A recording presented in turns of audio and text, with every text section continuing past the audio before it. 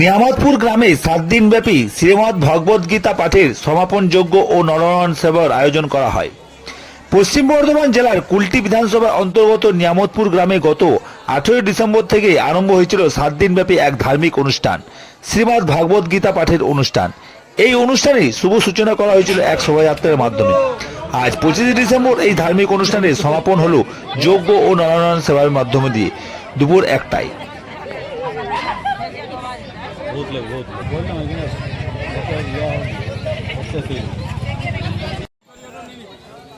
যজ্ঞর দিয়ে দিয়েছে।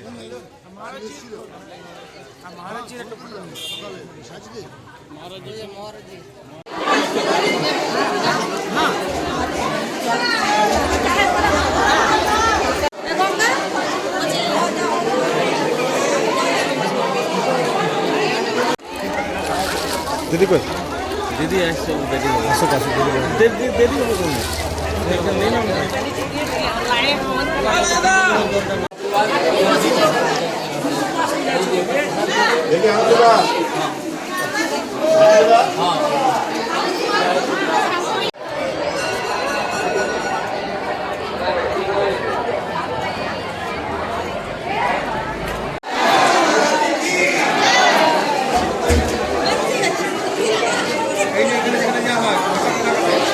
দাদা, আজকের এই যে আপনাদের কর্মসূচিটা রয়েছে সেটা কি, এই সম্বন্ধে একটু।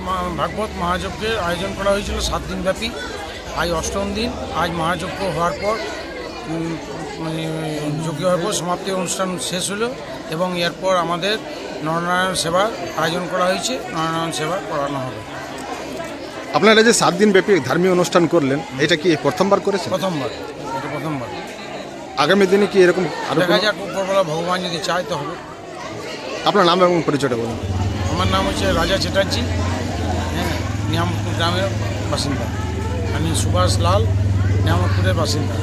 মনীষ লাল, নিয়ামতপুর গ্রামের বাসিন্দা। প্রবোধ মণ্ডল, নিয়ামতপুর গ্রামের বাসিন্দা সম্বন্ধ। এই অনুষ্ঠানটি 18/12/2024 থেকে প্রারম্ভ হয়েছে। আজ 25/12/2024 সমাপন হলো। ভাগবত সপ্তাহ মহাজ্ঞান যজ্ঞ ছিল। এটাতে দেশ, সমাজ, রাষ্ট্রকে ধর্ম, সংস্কার, সংস্কৃতি জড়ানো হয় বা আমাদের হিন্দু সনাতন ধর্মে যে যে উল্লেখ আছে তা স্পষ্টরূপে বর্ণনা করা হয়। এটাতে সমাজ সুন্দরভাবে সংসার ধর্ম পালন করে নিয়ে বাঁচতে পারে। ঠিক আছে, এতটাই আমার বক্তব্য। রাধে রাধে।